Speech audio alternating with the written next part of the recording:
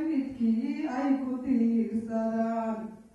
duruuftiya looga baxo dabcii la maray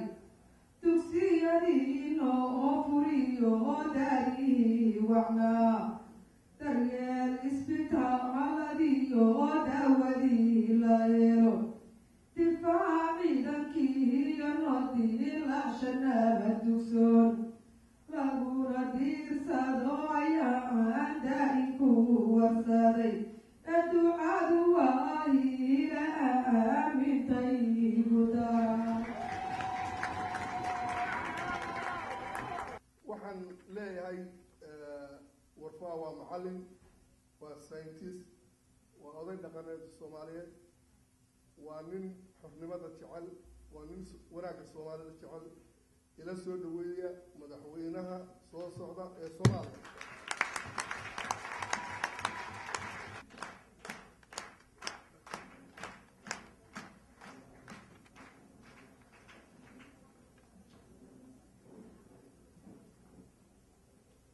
بسم الله الرحمن الرحيم. marka hore waxaa mahad iyo ammaan oo dhan kula sida Allah subhanahu wa ta'ala. marka labaad nabi maxamed alayhi salatu wasalaam nabadgelyo naxariis korkiisa ha ahaato. marka saddexaad waxaa ogaadin iyo dhiirigelin mudan intii hawshan fakartay oo abaabushay oo dadka isu keentay oo heerkan quruxda badan soo gaarsiisay.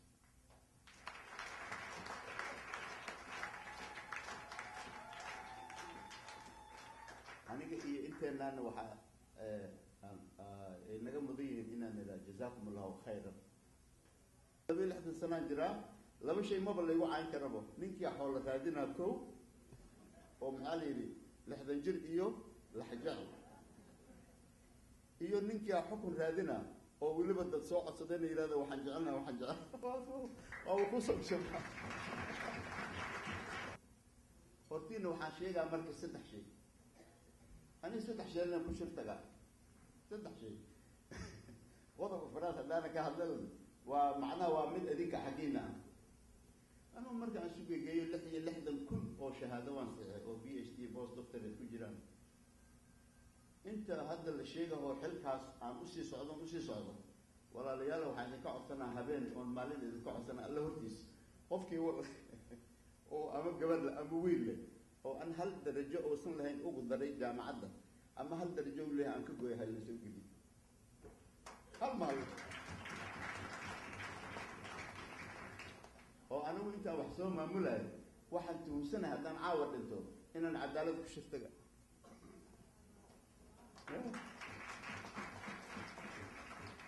waxa kaloo ku shirtaga haddii hadda maanta oo muxuu ahay caalamka la wada joogay shahaado wal oo ii dhiman ifka oo aan diin ahayn oo iga maqan ay jirtaan soo hela.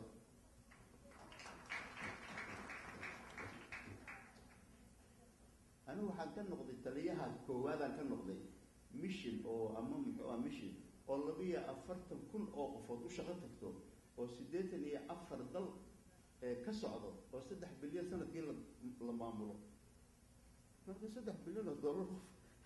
saddex siyar ka noqday. laakiin waxa la sheegay markii ninkii administration oo yiri ninka madow oo gar kale $300 oo dheeraad oo gunaha u leeyahay halas filka waxa laga waayay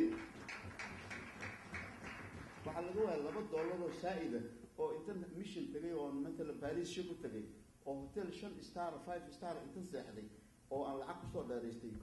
meel doqoshna aan seexdo wala soo qodobka kale يا داود إنا جعلناك خليفة في الأرض فاحكم بين الناس في العدل. ماشي وحل الربا هدي بقى الله إفك النص دري أو نهنتيه مسؤولية وحاول نفرم القبض ها هذه حاجة في قبل أن هو هاي حاس إسلامتان ولكن هو المدشين محاول بيها سو تآخر قفل يسوي دينا ولا تزيل وازرة وزر أخرى سد له هدي عن هو قبل إني أنا آخر إيه حسنا يسوع الله حكم كيسه هذا حلا هو قلنا لا هذا سنة هم هو أنفسكم وأهلكم نار على فها قال بحساب لي فمن هذا واحد وحنا حضيف جوز وحواي حاسة واحد تري وأما سيروح هذا اللي يجيب بدلين فراشك نهايته واحد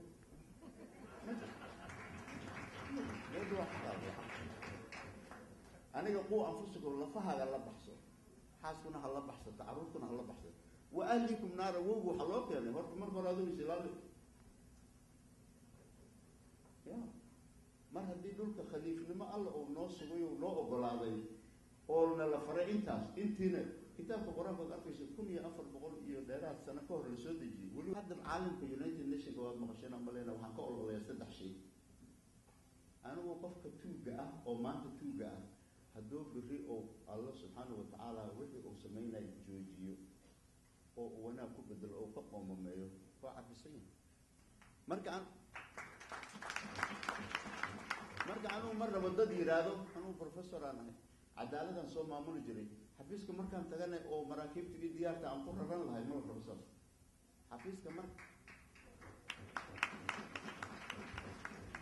أنا جاكفكر وحربنا إن أردنا حفيز كأن تجي إنه وحنوب إيمانا إن نقولنا ربنا أو حفيز كلو معمول عدالة دي السنان لو معمول مركانا وحربنا إن شاء الله وحنوتين نكبر لقادنا إن شاء الله تعالى إن وحي الله نهنديو أغونا أو الله هرتيس أن كما منه وحد نودي بتان لبو وحنوتين نكشيجينا هدي أفر سنة إضافتو أو أندرانو إن نرتان إن أفر كلو حقها أنها منه وادع كتان لكن واحد يقول والله أو يقول بالله أو يقول الله أفر سنة هدي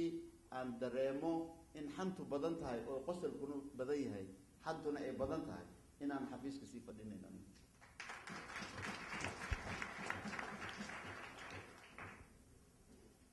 وقضم كالكلام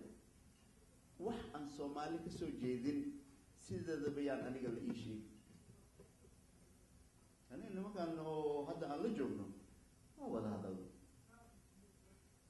مرة بعدين هذا قفدوتهم ما محوا إن أو وفهم وحن كالله لا تمل ماي أنا أقول لك وحن تاجن هاي markii oo dawladii barra ay dhacday Allah u naxariistay adigu waa 400 inta soo 100 kun oo ciidanaha joogto meesha ka soo qaad inay laba shubtay inta joogto waa ciidan noqon kartay marka ciidan kale in la keeno Soomaaliya oo badal la ii dhigo anna helicopter aan maalinta ku shaqeeyay idinku soo fasiraysaa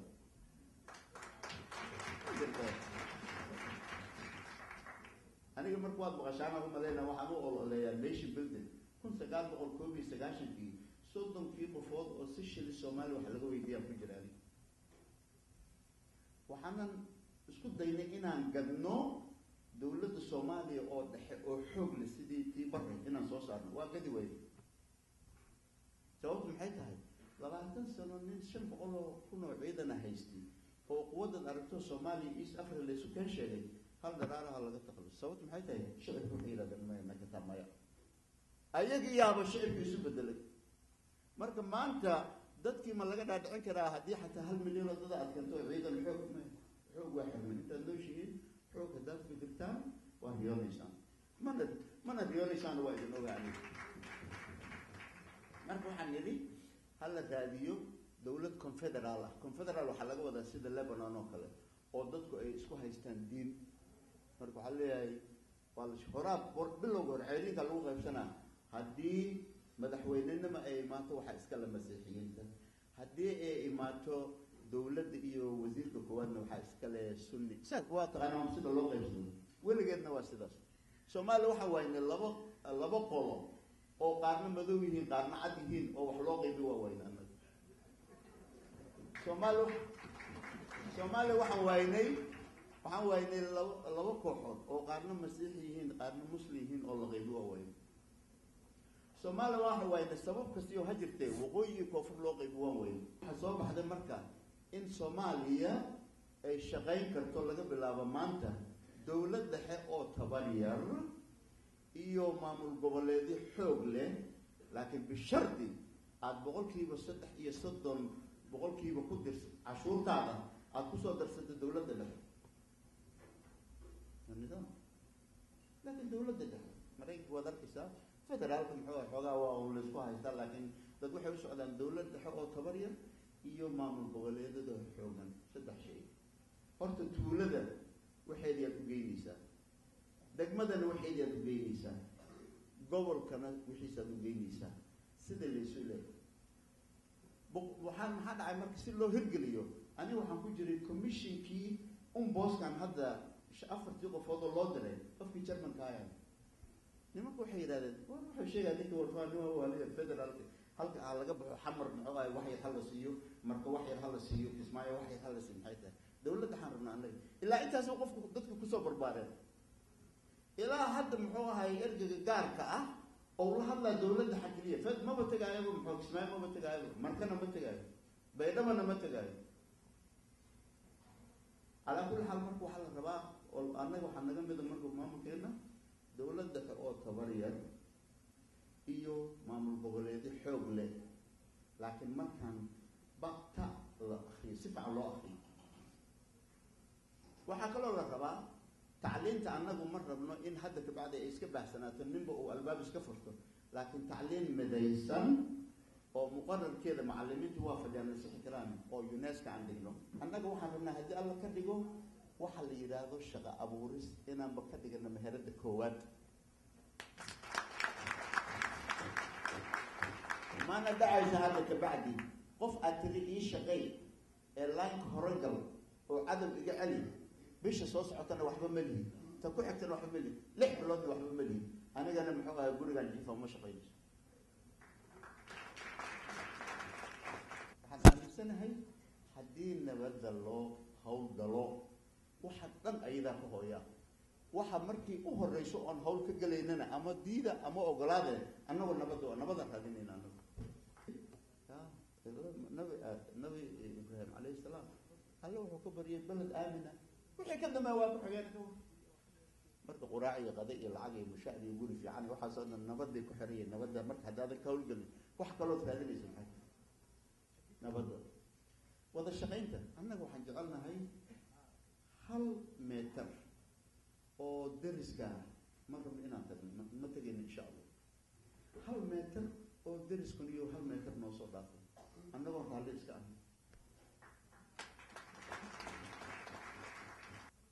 هذا ما من قبله وهول قلنا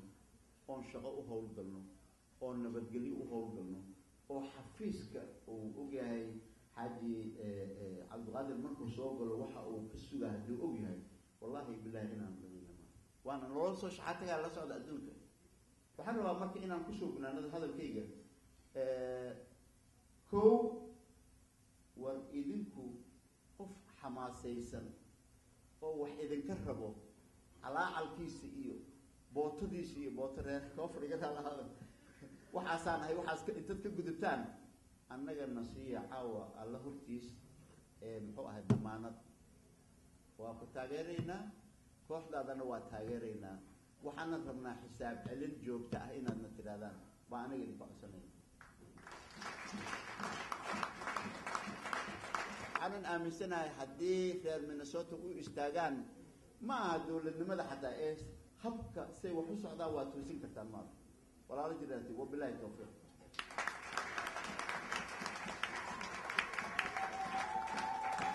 Thank you.